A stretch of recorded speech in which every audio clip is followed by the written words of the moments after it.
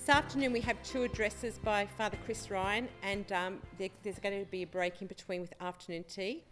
And there's going to be a little bit more sharing about what our centre's all about before we go to afternoon tea. So afternoon tea will be an excellent opportunity to ask us any questions that you have about our upcoming course next year or about the remaining programs for this year. Before asking Father Chris to come forward, I just ask that you'd bow your heads and pray with me for this afternoon. Father God, you are all good, all powerful, and all glory is yours. We thank you for this time of meeting together as your people and an opportunity to explore how we can help others to come to know you more. We thank you for Father Chris, who will be speaking with us. We pray your protection over him in your name, Lord, and all those that are near and dear to him, that as he works in the kingdom today, that the enemy would be silenced. Holy Spirit, fill and move and breathe in Father Chris as he delivers his address to us. And for all of us here, may we have ears that are open, hearts that are receptive, and spirits that are thirsting to be formed as evangelists and leaders in your church.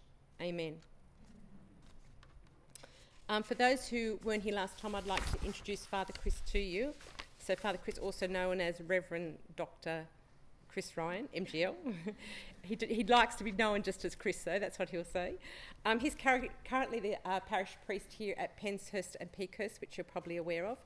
He's been involved in leadership in youth ministry, in new communities and parishes and schools since 1993, and was the coordinator for the pilgrimage of the World Youth Day Cross and Icon in preparation for World Youth Day in 2008. Father Chris's PhD, which he completed this year, focused upon the RCIA as a resource for theology and practice of youth ministry. He's the co-editor of Australian Catholic Youth Ministry, Theological and Pastoral Foundations for Faithful Ministry, and the author of In Light of the Cross and Bring Forth Hope, Pope Francis Speaks to the Youth of the World, which both provide reflections for young people on Christ and the Catholic faith. If you want to know more about those books, you might like to ask Chris where you can get a copy. So we welcome you, Father Chris, to the podium, and we look forward to hearing from you.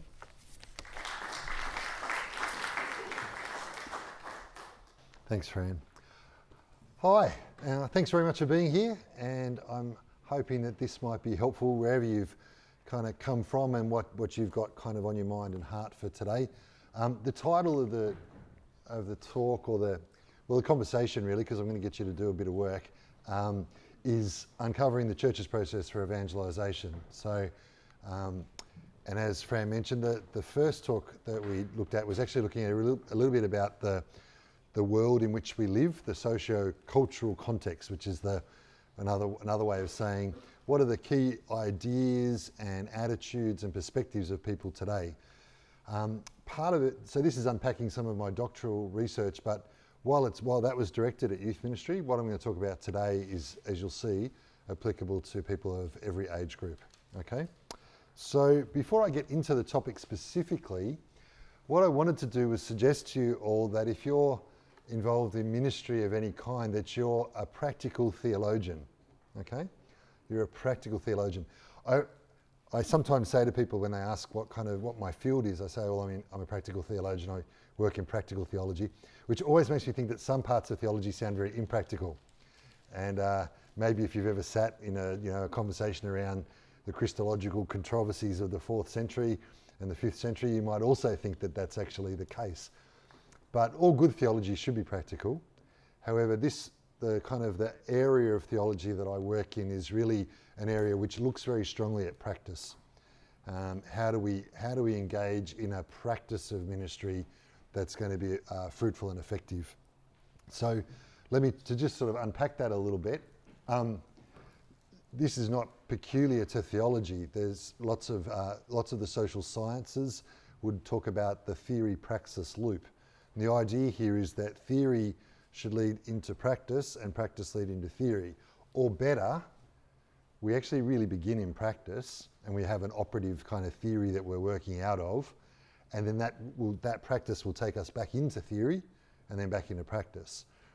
The idea here is to try and be really explicit about this, because whenever we're involved in ministry, whenever we're working in the church, or even the work that we do in the world which is part of our vocation, if you like, this is operative, this is working.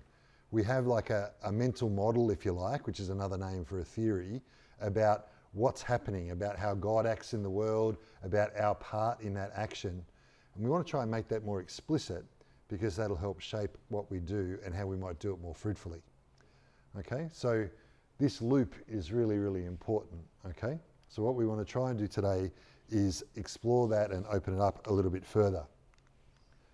So this little diagram might tell you a little bit about how that works. And remember, what I'm suggesting to you here is if you're a minister of some sort, you actually are a practical theologian.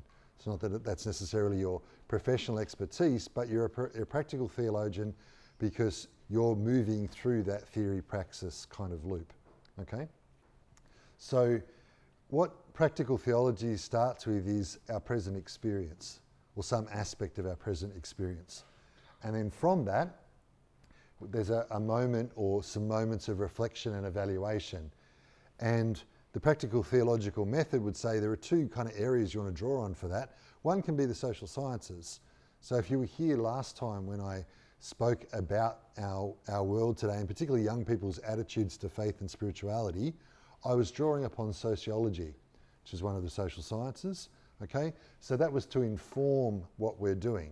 Okay, so if the experience that we start with might be, I'm going to come to a concrete example of this in a moment, but if the concrete experiences that we start with are things like where do young people stand in relation to faith, or we notice a young person who used to come to church and doesn't anymore, and we know that's part of a bigger picture, we're beginning then with an experience, and then we're trying to reflect upon it. What might be going on? Why might they not be showing up or turning up like they once were? What's changed, what's shifted? And so sociology can help us understand something of that. Why is it that we've got to the place that we're in? Why is it that we are in the spot that we're in? That wouldn't be enough though. If it was just if we just drew on the social sciences, then what we'd be able to say is, well, maybe we'd be a good NGO, as Pope Francis puts it, but we wouldn't be the church. Okay? For us to be the church, part of our reflection upon our practice also means drawing upon theology. Okay? So last time when we were talking about young people's attitude to faith and spirituality, we were drawing upon the social sciences. Today we're going to spend much more time in the theology part. Okay? But good practical theology will draw upon both those elements. Okay? It doesn't just have to be sociology in the social sciences, it can be other things as well. Okay? It could be, well, I drew a little bit upon some philosophy, but it could also be psychology. In fact, it could be history, it could be any of the social sciences. Theological reflection, though, is reflecting upon the wisdom particularly from the scriptures, and then from the wisdom of the theological tradition that we're part of. And then, though, that should lead into action. Okay, so in the light of, we've thought about our experience, we've then tried to reflect and evaluate it in the light of the social sciences and theology, then that leads to some ideas about what might we do differently, and then we go back around to experience again. To be a reflective practitioner, if you like, or to be a minister that's aware of what you're doing, is to engage in this process. Okay? I want to suggest that quite often people instinctively do this, but there's a couple of risks that are involved in that. Sometimes ministers can jump from experience to action without necessarily reflecting or drawing upon and be like, this isn't working, let's try something different. And that's particularly a factor or a function of when we are in a world where perhaps we're ministering in a part-time capacity, perhaps we're working in other areas, and so we know, like for a youth minister, it can be, oh my goodness, Friday night's coming around yet again, I've got to do something. The last time we did youth group, it really tanked, I'm going to do something different. And we've kind of jumped fairly quickly from experience to action without necessarily sufficiently reflecting. Okay? So ministers can have that, there's a risk in that. I also want to suggest that sometimes in the church, particularly in the academy, so in the university dimension, if you like, of the church, this can happen. We just get kind of stuck in the sort of area, whether it's the social science part or the theological part, and we don't actually reflect enough. We're not grounded enough in experience. We're not thinking enough about action. What I really like about being a practical theologian is that I think we're trying to look for an integration of these things in order to be able to minister more effectively. So that's a long-winded kind of introduction in some ways to just set the scene for the fact that this is not a dynamic where I'm saying to you, this is how it should be, but I want to get you to reflect, and I want you to be thinking about, first of all, your own practice, but then also the task that I'm just about to give you. Before we get to that task, I want to finish with one final kind of moment. This is a prayer from Gregory the theologian. And the reason why I've thrown this in here at this point is because the word theology, okay, which is literally a word about God. Theos, God, logos, or the logi, the second part of the word, is a word, okay? And so it's a word about God. The earliest use of the word theology was not about human beings reflecting upon God's action in the world. The earliest use of the word theology was actually about something that God did. That God's a theologian, that the first word, as it were, that God gives is God's gift of God's self in Jesus, okay? That's the first word. So when we think about what the word theology really means, in the first instance, it's actually a participation in God's action. I don't know about you, but I think that's really quite beautiful. That what we're saying here is it's not just a human task of trying to think theologically, it's actually a sharing in God's very life. So the prayer of Gregory, I think, has something for us. O glorious one, you dispelled the complexities of orators with the words of your theology. So you can hear Gregory addressing this prayer to God and saying it was your words. Not the words of clever people, that's the orators, not the words of clever people, but your word, God. You have adorned the church with the vesture of orthodoxy. Now, orthodoxy is one of those words that we do need to kind of explain a little bit, because sometimes that word gets used as a weapon. Are you orthodox? Meaning, are you a paid up subscriber to everything that the church teaches? And if you're not, whack, you know? But the original meaning of the word orthodoxy, you know, which has become sort of something about right belief, but it actually has its origins, or at least there are two kind of senses of the word doxa, from which orthodoxy comes. One of them is about belief, but the other one, it would be glory, okay? The glory of God. So what Gregory's saying here is you've adorned the church with your glory, the right glory, what it means to rightly praise God. Woven from on high. Clothed in this, the church now cries out to your children with us. Hail, Father, the consummate theological mind. So to think about theology as a participation in something that God is doing. Does that shift kind of your take and perspective? So on the one hand, I want you to think about theology being really practical. On the other hand, it ought to lift us up and say, oh my goodness, we're privileged to share in and participate in something that God is doing. And it's for God's glory. Okay. With that, by way of introduction, and I hope it's going to be clearer as we go about why that's so important, I want to say a couple of things that are kind of crucial to set us off. What's the point of the church? What's the point of the church? In other words, like before we get to uncovering a process of evangelisation, I think it's important that we think a little bit about what's the ultimate point here? To ground and kind of put into context what we're trying to do today. What's the point of the church? You might turn to the person next to you and just take a minute. What's the point of the church? Do you want to share what you said before? To instruct the faith of the individual. Okay, thank you. Sorry? Or guard the faith of the individual. Okay. Anyone else? What's the point of the church? Yeah, Trish. To create a comfortable community. Okay. Other thoughts? Consecration of the Eucharist. All right, to celebrate the Eucharist. Okay. Okay. Yeah. To bring others to the truth, to the knowledge of the truth. Okay. I think that there's something there in all of those comments. I want to just try and suggest that in the first instance, the purpose of the church is to share in the mission of the Son and the Spirit. So that before we think about the church as being perhaps a communion or a community, it's actually a mission, okay? So this comes from Vatican II's decree on the mission of the church, which is going to be something that we unpack. And there are obviously different emphases or starting points that we could use. But when Vatican II wanted to say something crucial about the church, one of the things that it said was that the church participates, shares in the mission of the Son and the Spirit. Okay? That begs a question: what's the mission of the Son and the Spirit? And that's to use a particular word, it's to deify humanity. Okay? The mission of the Son and the Spirit is to deify humanity. What does that mean?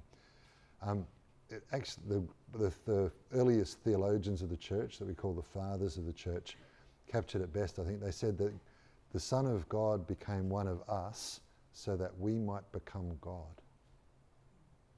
Yeah? The Son of God became one of us so that we might become God. Now, does that mean that anyone who thinks that they're God has tickets on themselves, right? That's not what we're talking about, okay? They go on to say that what the Son of God is by nature, we get to be by grace. So what that means is that when Jesus comes, of his nature, the Son of God is in perfect communion with the Father and the Spirit, okay? Caught up, so the life of God is a life of love between the Father, Son and Spirit. And so the Son, the second person of the Trinity, by his nature, shares in that life of love, that communion of love. Okay? What we get to share in exactly the same thing, but by grace, not by our nature as human beings, but because the Son of God has become one of us to draw us into that life of communion with the Father, Son and Spirit. We get to share in the very life of God as human beings. That's kind of, jaw-dropping, mic-dropping, awe-inspiring kind of stuff. And I'm wanting to sort of, as it were, like blow out to that 50,000 foot view, because any other picture of the church, I think, doesn't go far enough. It gets stuck in the kind of a smaller kind of vision. But the church's purpose is to help people enter into the mission, it's to cooperate with what God is doing, which is to bring us into the life of God.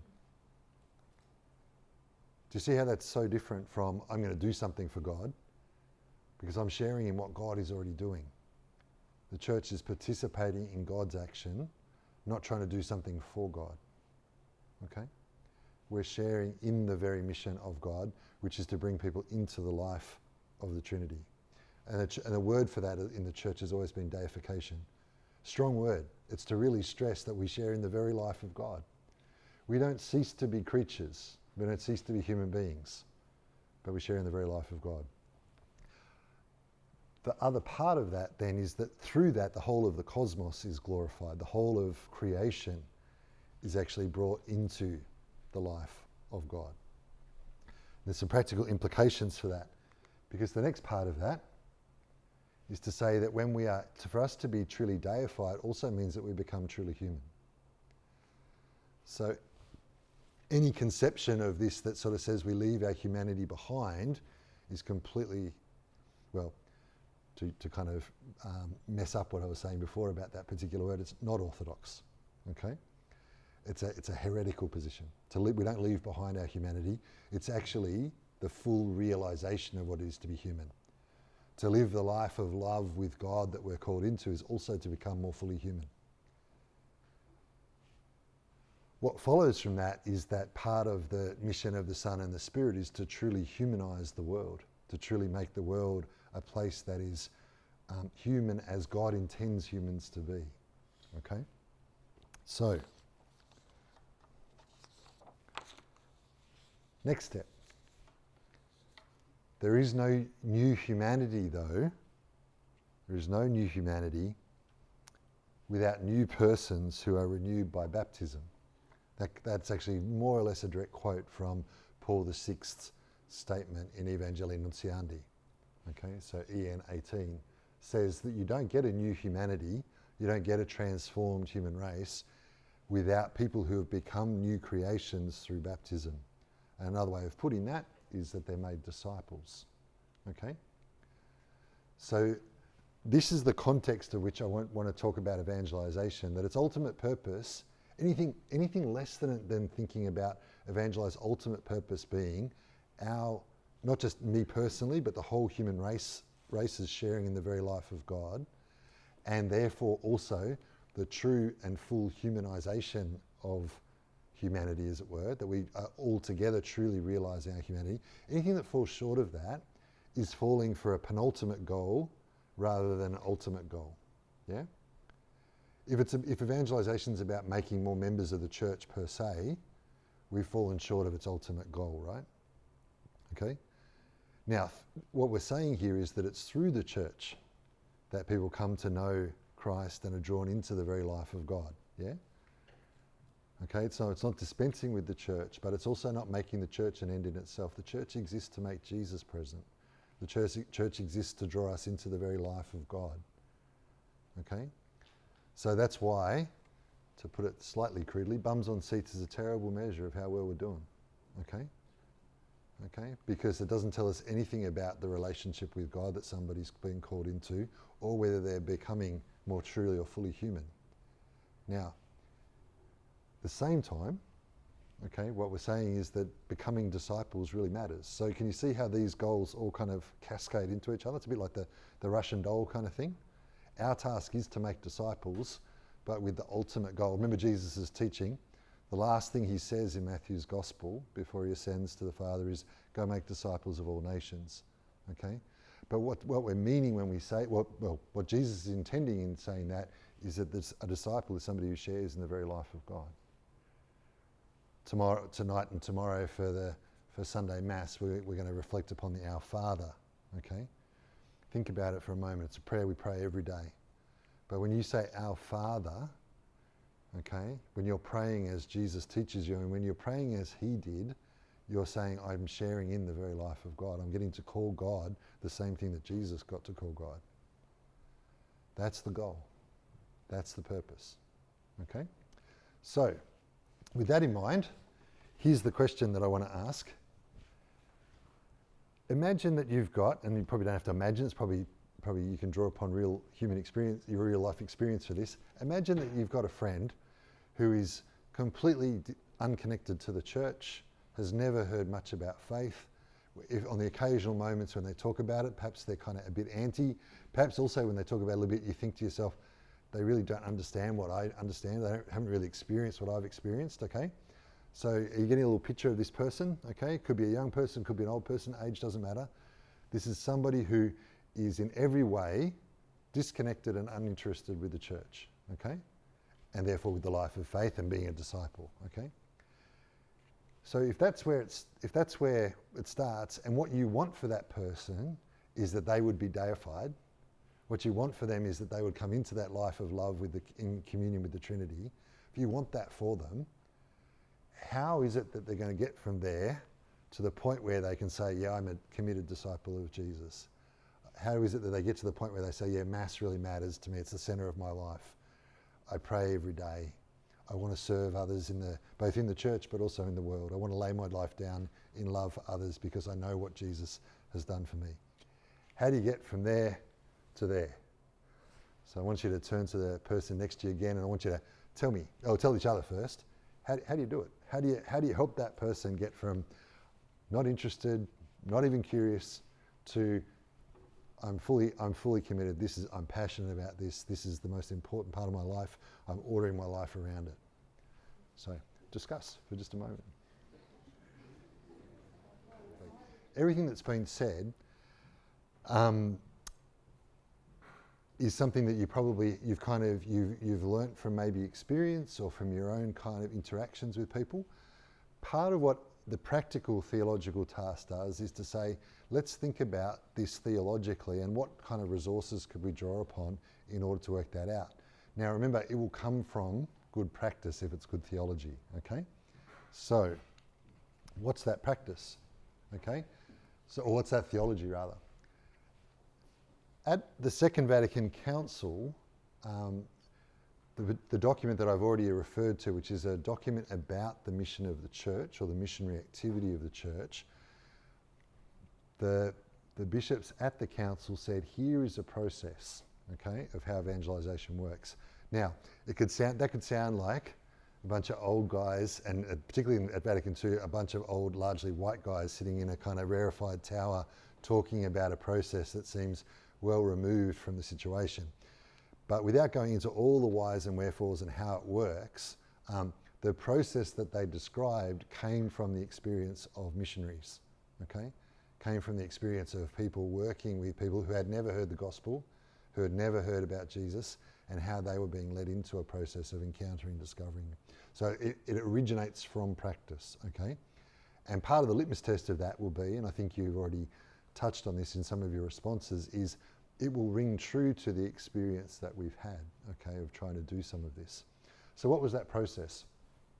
Here I've pulled out key words, okay? The first step is the place of witness, okay? So that speaks to a little bit, I think, particularly about what Sanjay was saying when he was saying that there's something about the life of faith that if we're living it fully and richly, it ought to provoke some questions, okay? It ought to be some people should be saying, how is it that these people are living the way they do? Why do they make the response that they make? Why are they responding to difficult times in the way that they do? Where does their joy come from? They're all questions that respond when we're drawn or attracted by the witness of somebody, okay? Dialogue, okay, so that speaks into the whole thing of listening. The passage from the document from Vatican II is beautiful in this part because it really stresses the place of the dialogue not being the missionary who's the initiator, but the one who is receptive, so the one who's listening first. Before saying something, we're listening first. And then presence in charity or presence in love. Part of this, I think, is the witness of the church's preferential option for the poor and its care for the weakest and most marginalised and suffering. But it can't just be that, okay? That kind of presence in charity or presence in love means that it's also about, just in a very everyday kind of way, think about our friend who's on the journey, that you're there for them in their good times and especially in their bad times, that you're reaching out to them, that you're trying to find practical ways to serve and care for them in their point of need, okay? So that's the first step. And this is kind of a linear process, okay? It's messier than what this nice, neat kind of thing works out, but it has a certain linear kind of dimension to it, or at least, if not precisely linear, let's say consecutive, okay? Can I make that subtlest of distinctions, all right? So the next step is the proclamation of the gospel and the call to faith and conversion. Proclamation of the gospel and the call to faith and conversion. I'm going to unpack those two things more because they're really crucial, okay? Another word for the proclamation of the gospel is the Greek word kerygma, which simply means proclamation, okay? You might have come across that word. And the response of that, when we hear the basic gospel message, we're invited to respond with faith and with a change of life, a change of mind, heart and action. That's all. That's my sort of one-line definition for conversion. And the next talk in this series, we're going to talk much more about conversion, okay? What it does mean and what it doesn't. But it's a change of mind, heart and action. When somebody has undergone that, they enter into the catechumenate, okay? Which is the word catechumenate means, or the word catechumen means someone who's being instructed. And so this is that time of learning more about faith and what we believe, okay? And then that flows into initiation, so the sacraments of baptism, confirmation and First Eucharist. I've put in brackets, and mystagogy. Mystagogy means the reflection upon the mysteries. So that's a period of reflecting upon what just happened when I got baptised and confirmed and received the Eucharist for the first time. And then that flows into living a life of discipleship in the church. So what the church is saying here at the Second Vatican Council is that this is a process by which people come to faith, okay? We're going to need to tease that out and unpack that a bit more this afternoon, okay? But significantly, it's the same process in the RCIA. So you mentioned the RCIA before. The RCIA stands for the Rite of Christian Initiation of Adults. It was reintroduced to the church at Vatican II, okay? So the process of what we call the catechumenate, where somebody who wanted to be baptised as an adult, that in the earliest centuries of the church, particularly say the second and especially the third and fourth centuries, was a process that could take a couple of years. As the Roman Empire became Christian, what started to happen was that less and less people were being baptised as adults and more people were being baptised as infants, as babies. And so you didn't need a process like this because they were being baptised as babies into hopefully a household of faith, and they were being raised and brought up to believe, right? Okay. What changed, what altered, what was as that happened, I suppose, the catechumenate falls over. Okay, you don't have that anymore until Vatican II. Vatican II says we need to restore this process because they realised that as a church in the whole of the world, we weren't in that same place that we'd been in since the Roman Empire started to become Christian. That now we needed a process for the adult initiation of people again in a really significant kind of way. Okay, so the restoration of the catechumenate at Vatican II was announced. The actual document that the RCIA is based on comes out in 1972. Okay, 1972. That process has 4 steps, and you can see them in red. The pre-catechumenate or evangelisation, the catechumenate, the period of purification and enlightenment, which is Lent, then the process after initiation, which happens at Easter, which is the Easter season, and which is called mystagogy. Okay, if that looks a bit like that, it's for a very good reason, and that is that some of the key people who worked on both documents were the same people. Yeah, okay. And you can understand why that would be the case, right? Because they're really talking about the same process. They're talking about the same thing. Okay. Is that going all right? Making sense? Okay. So how many of you have had an experience of the RCIA? So some of you sounds like you've actually been through it yourself, which is wonderful. But some of you might also have been on an RCIA team, perhaps. So just hands? Yeah, okay. So a few of you. Yeah. Okay. All right. So others, hands up who's kind of, known that their parish has had an RCIA group or an RCIA team or an RCIA process. Okay, yeah, probably most, I think. Okay. So, what does the RCIA usually look like in a parish? Who can describe, if I've come, you might be in the best position to do this, if I've come and I've said, I want to be a Catholic, okay, I want to be a Catholic, they say, the parish priest or the pastoral associate or whoever I'm talking to says, great, we've got an RCIA program in our parish. What's that look like then?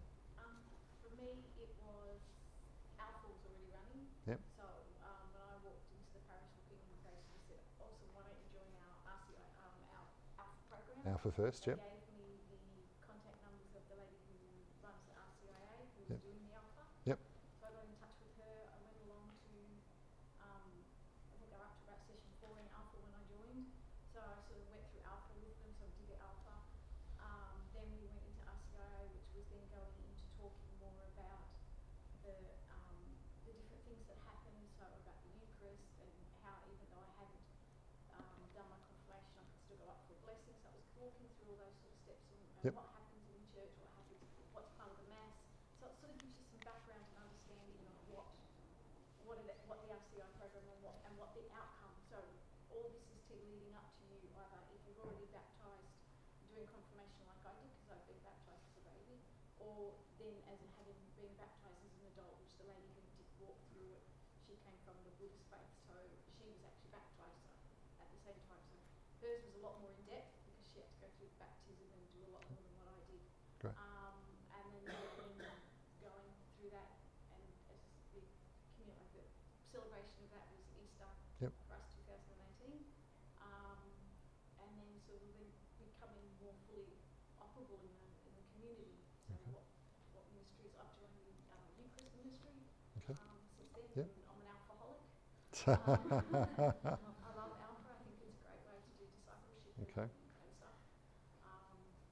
And that's so it's Great. really interesting. Okay, that's a. program for learning. So you've described several steps there, and I think, and I reckon that's fantastic. Can I suggest that your experience isn't typical? Does anybody else like what the RCIA commonly looks like? You usually find out. If I said to you that I think it often looks like something like that, does that ring true? I've been to a couple of talks and that's exactly Right. basically what it looks like. So what is, if I didn't say, that's actually a photo from, I googled RCIA images, and this was the first one that came up. If you didn't know that that was what I'd done, what would it look like? A classroom? Adult, a classroom, right? Yeah, okay. The other key piece in this, is that I think what usually happens, your experience is a little different and much better, and we'll come to that. But I think what usually happens is somebody knocks on the door of the presbytery and says, I want to become a Catholic, and we say, great, and you end up in this group, right? Okay. I'm going to suggest that that's not actually, that's usually what happens, okay? Can I suggest that there's a difference here between what's usual and what's normal, okay? So the word normal, okay, means about what is the norm, okay? What's the ideal here, or what's the expectation of what this should look like, okay? And the norm for the RCIA process is not what I just described, okay? It's actually much closer to what you described, okay? So the norm is that you don't, if someone knocks on the door and says, I want to become a Catholic, the first step is not that they end up in the RCIA group, which is effectively stage 2. Remember, okay? If someone effectively, the RCIA group meeting is effectively stage 2, okay? So part of what I want to suggest to you today is that we haven't been very good at doing stage 1. But stage 1 is crucial, okay? Sometimes people come to us and in one way or another they have, as it were, done stage 1. It's not necessarily about it being a program or a course. Alpha is a course that fits in stage 1 and it fits very well. Someone doesn't necessarily have to have come like that. They can have heard about they can have experienced the witness of others, and they can have received the proclamation of the gospel, because these two bits, the first 2 points are the ones that have got to have happened in that stage, okay? In stage 1, you have to have had those first 2 points, okay? They're not ready to enter into part 2, the catechumenate, until the first 2 points have actually taken place, okay? That's according to the RCIA, as in the document that says this is the process by which people become Catholics. Adults become initiated into the life of the church and initiated into the mystery of God, okay? So one of the key things will be is we've got to do better at getting step 1 happening, because trying to make step 2 happen without having done step 1, okay, is part of why we often see a lot of people exit the church not too long after they've done the RCIA. Okay, we're going to unpack that in a little more detail in a moment, but before we get any further, I want to finish this session before we're going to have a break in just a moment. I want to finish this session with just this question, okay? Belonging, believing, behaving. So this comes from, you would have heard of Gallup, okay? So it's a poll, kind of, here in Australia we often think about Gallup polls. You learn about elections from Gallup and that kind of thing. In the States, Gallup is a much bigger kind of organisation and includes a significant faith-based dimension, okay? So the people who started the Gallup company were people of faith, okay? So they've done a lot of research into faith, the dimension of faith. And one of the things that they say is that the paradigm for the way faith used to work was that if you believed certain things and you behaved in a certain way, you got to belong, okay? So for many of us in the room, as we were raised, that was the way it worked. If you thought the right things, believed the right stuff, and you didn't break any of the big rules, you got to belong in the parish or in the church that you're part of, okay? Does that make sense? Yeah, okay, that was a loud yep, Pat, okay. What the Gallup people say is that in the world in which we now live, if we want to call that a postmodern world or a late modern world, belonging comes first, okay?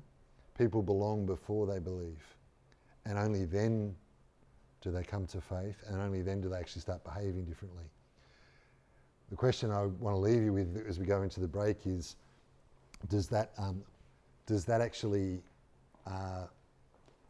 is our church set up? Do we have some processes and places where people can belong first? Do we have a way where people can belong when they don't believe all the things that we do? And when they don't behave in the ways that the church says that they ought to be behaving as as believers. Unless we can provide some of those places, how are people ever going to come to faith? So it was a little bit of a rhetorical question. I don't think we're really good at that, right? But that's absolutely crucial. If the Gallup folk are right, and my experience would be that they're absolutely spot on the money here, okay? People belong first, then they come to faith, and then their behaviour changes, which, interestingly, is actually what this says, okay? Okay? And we'll come back to that and tease that out at the very end of the last presentation. But that's actually what this says, that you're going to belong first, and then it's going to come to a place of believing, and then behaviour will change. Okay. So, on that note, let's finish there, and just I just want to say a couple of things about the Arete Centre as we then go into afternoon tea, partly because Fran told me I needed to, so that's important, isn't it? So last time, when we talked about, when we spoke about the Arete Centre, Tony described a little bit and we launched the website and that kind of thing. I wanted to just tell you the story of how kind of the idea came to be. And that is that when I was, my last role, my last ministerial role before I came to Penshurst and Peakhurst, was that I was responsible for the formation program of the MGLs in Melbourne. So if you join the Missionaries of God's Love, so Josh is currently technically a seminarian in Melbourne, although he's here for 6 months as part of his placement, so part of his training for priesthood. So from after you've made your initial vows for the next 5 or so years, give or take, maybe 6, you're in Melbourne in our seminary program, and I was part of the leader of the formation team for 7 years.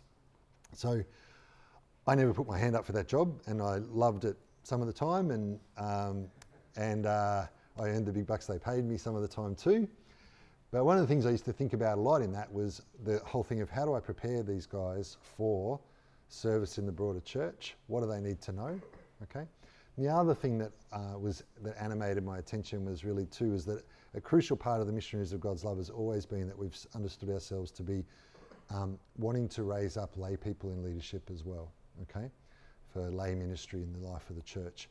And so I found myself thinking about the fact that seminary formation doesn't do this very well, but then particularly that for lay people in the church, I think there are 2 kinds of training that are usually on offer. One is very ad hoc, okay, so you learn a little bit on the job if you're a youth minister, or if you're if you're on your parish pastoral council, or if you're involved in adult faith development or faith formation, there might be some ad hoc things that you learn on the go, right? At the other extreme, you do a theology degree or something like that. And I've often said that for a lot of people in the life of the church, in the way that church works at the moment here in Australia, to go off and do a theology degree and then be a youth minister is a bit like overcapitalising on your house. Okay, so you're putting in 3 years of full-time study to be a part-time youth minister or a volunteer adult faith formation sort of person. That's not going to work, is it? It's not going to fly.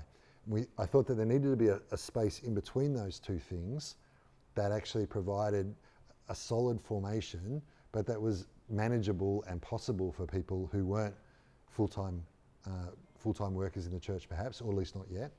And it also was more than just that ad hoc kind of thing, which can leave lots of bits out. So the idea of the Arete Centre comes from that we wanted to provide that kind of formation for people. So our first kind of offering, and I hope that our offerings will grow, but our first offering is a course that will begin next year that we're calling Foundations in Missionary Leadership. And that will offer, over the course of the year, a really thorough kind of grounding, I think. It won't say everything, can't, okay? But it will be a much more thorough grounding than that ad hoc kind of offerings that often happen. First of all, in the encounter with the person of Christ, because that's the foundation of everything else. And then secondly, then a formation in what does it mean to lead? What does it mean to be a missionary, as it were, in a little m, not missionary go off to another part of the world, but how do I recognise that I'm a missionary right here in my world?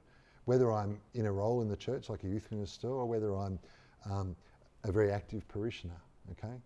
how am I being, the purpose of the centre will be to equip people in those situations in order to be more fruitful and effective in their ministry.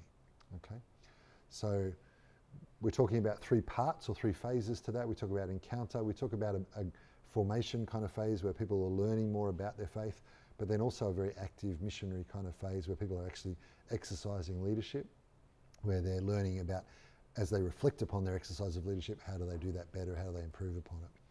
So, as I said, our hope is that we'll offer there'll be other things that we offer over time, but our initial offering is a year-long course along those sorts of lines. So, if you'd like to know more about that, during the break, which we're just about to go to, you can catch up with myself or Fran or Father Tony, and we'd be happy to talk with you more about that. You also, I'm sure at the end we'll talk about the website too, and you can go there as well.